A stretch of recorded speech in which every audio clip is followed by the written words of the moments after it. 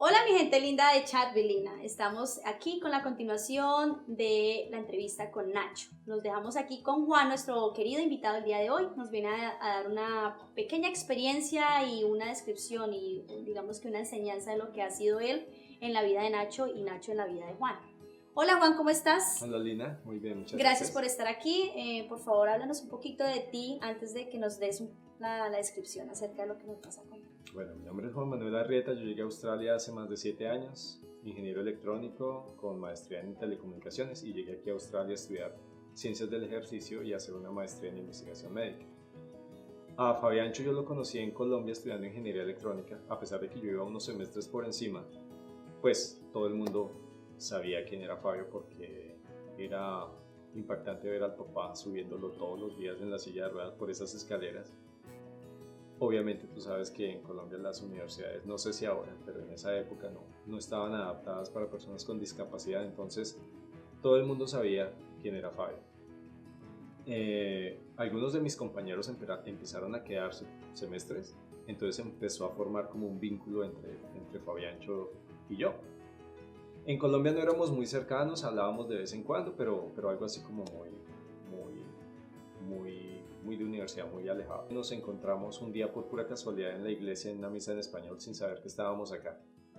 Y desde ese entonces empezamos a hablar, empezamos a interactuar, a conocernos y me di cuenta que Fabiancho es una persona que se parece mucho a mí en sus procesos mentales, en su toma de decisiones, en sus taras, o sea, nos parecemos mucho.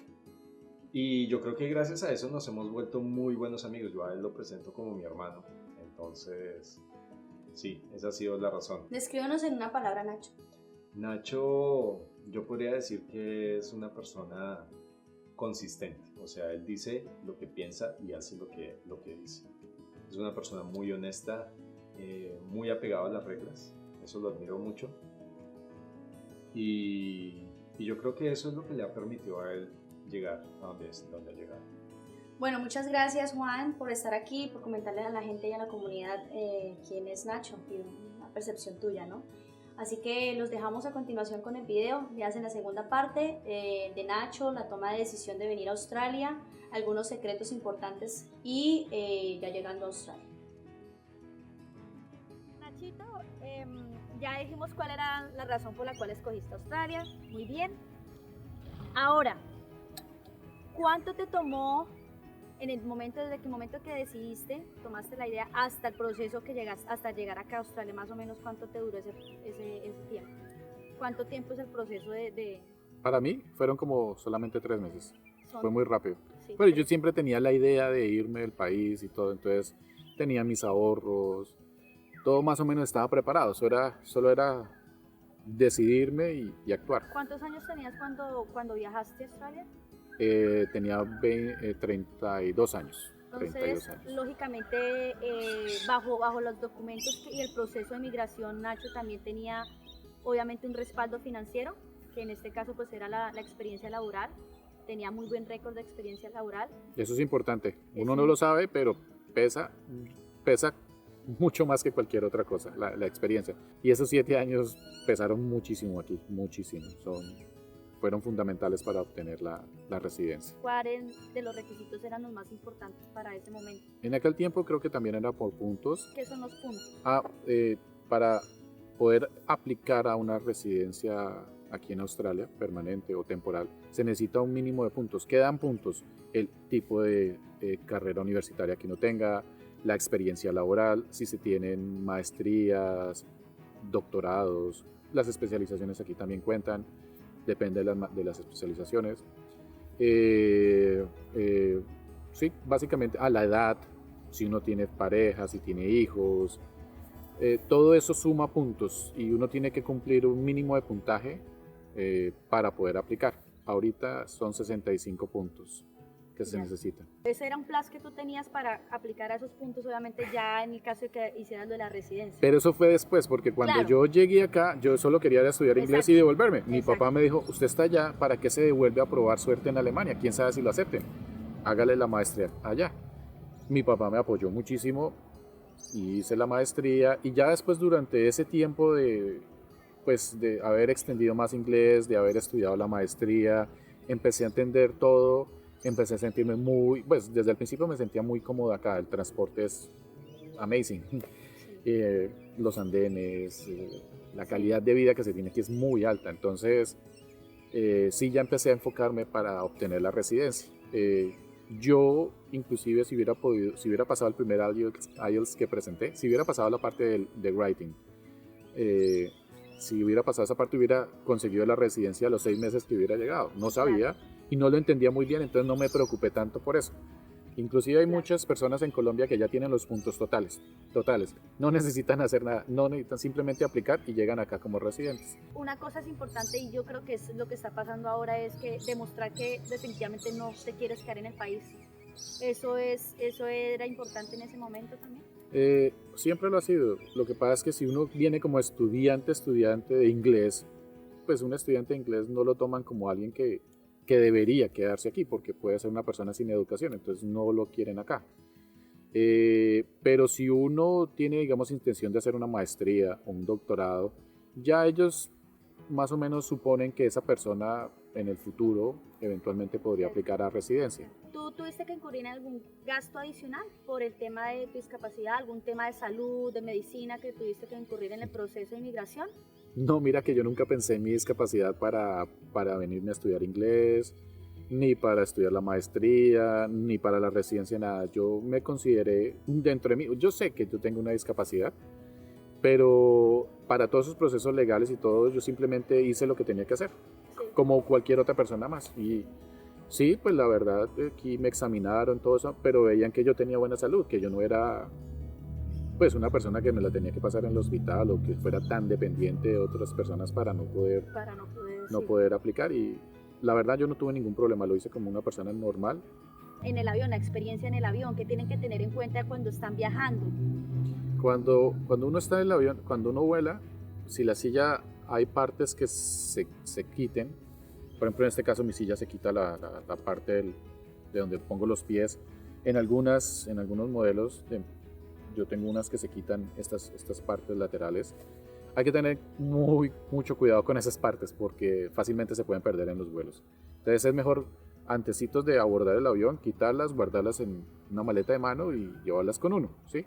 ¿Tú no puedes usar tu silla en el avión? Dentro del avión no, imposible. No. Los pasillos son muy angostos. Hay una silla especial que pasa a través de los pasillos de los aviones. Entonces uno se pasa a esa silla y la silla la cogen, la guardan a bodega y uno entra con esa silla y se sienta en una silla normal como cualquier otro pasajero. Con el tema de las maletas, ¿cómo hiciste?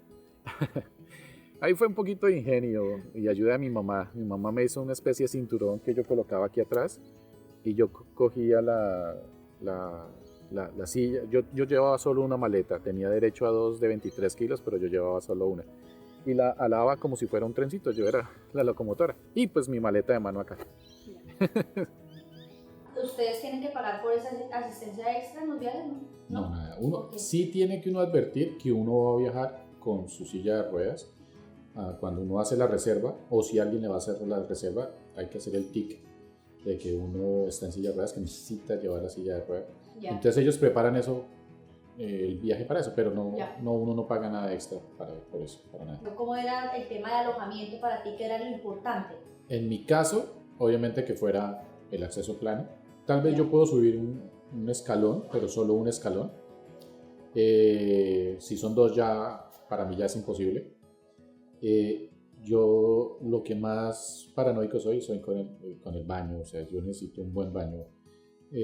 No quiere decir que yo entre con todo y silla de ruedas al baño, sino que el baño tenga una distribución que me permita poder hacer mis necesidades. Entonces, pues es difícil que una casa tenga un baño gigante, aunque aquí son más grandes que las de Colombia. ¿Algún requerimiento especial, por ejemplo, que tú pediste para el colegio? ¿Distancia? ¿Transporte? No. Pues en mi cabeza era que un país desarrollado ya eso tenía solucionado. No es como en nuestros países que uno sí tiene que de verdad pensar en el día a día. Bueno, yo voy para tal lado, qué debe hacer, cuáles son los baños cerca. Tiene que uno planear demasiado el viaje para solventarlo. También asumí, sin investigar, que todo el transporte público era apto para personas en silla de ruedas. Y sí es. efectivamente sí, por lo menos en Gold Coast, sí, así era. Todos los buses eran aptos para mí, todos. Yo nunca he tenido un solo problema en un bus que no sea apto para mí, todos. Y todos también los accesos en las vías, en las calles, todos Todo, tienen su todo, espacio todo para- tiene accesos de edificios, restaurantes, igual que también. universidades, accesos de edificios públicos, ¿no? Está, o sea, muy cómoda la vida aquí para alguien que está en silla de ruedas. Sabemos que los estudiantes tienen que venir con seguro médico, ¿cierto? Para ti el seguro médico, ¿alguna especificación? No, sabes que no, yo, pues cuando yo vine de Colombia, pedí un seguro a través de mi agencia, ella lo hizo, no tuve que pagar nada extra por estar discapacitado, nada, fue normal. Ya. Y cuando extendí visa para seguir estudiando más inglés y después hacer la maestría y etcétera, obviamente yo compré el seguro, uno lo hace por internet, nunca, sí. O sea, nunca tuve, o sea, le hacen preguntas a uno sobre todo de enfermedades que ya uno tenga y que son de tratamiento muy complicado. En mi caso yo no necesito ningún tratamiento, yo simplemente estoy ahí sentado, pero tengo una movilidad restringida, pero no. Sí, no es exactamente. No es nada grave, entonces yo no tuve que hacer nada extra. Un seguro normal, como una persona normal. Ya, ¿y tuviste durante ese periodo algún lapso de que fueras al hospital por alguna urgencia o algo? Bueno, pues, cuando era el estudiante, sí, cuando era estudiante una vez, no fue al hospital, fue a médico de urgencia. Pues es muy fácil que uno se haga heridas en la piel, porque uno siente, entonces se hace una herida y después cuando se da cuenta es que la herida está infectada. Me pasó una vez, no fue grave, pero sí alcancé a tener como algo de fiebre y un poco de malestar. Los hospitales son mucho más desocupados que los de nuestro país, entonces no fue muy fácil, muy fácil. ¿El seguro te devuelve por ser estudiante parte de lo que pagas por la salud? Con la cita médica yo tuve que pagar un pequeño porcentaje. Las medicinas, no recuerdo si las medicinas me las pagó el seguro o yo tuve que pagarlas. Con respecto a la hospitalización, yo no pagué nada. Okay. Yo simplemente mostré mi carnet del seguro y ellos hicieron todo el trámite por mí. Bueno, entonces seguimos con la otra parte de la entrevista, dando continuación a la historia de Nachito. Y ahora queremos hacer, digamos que un poco más de detalle su experiencia ya estudiando acá en Australia, ya digamos que totalmente parte de la comunidad y de la cultura australiana, cómo ha sido su experiencia en el estudio, cómo fue su experiencia cuando empezó a aplicar para su residencia. Y ya en el último lapso de la entrevista, pues vamos a hacer un poco ya en la parte final con la parte de la ciudadanía y su pequeña historia de amor, porque no podemos darle muchos detalles. Recuerden suscribirse a mi canal Chat with Lina. Te dejo los links en la descripción de mis videos. Para mis contenidos semanales, sígueme en Instagram y Facebook.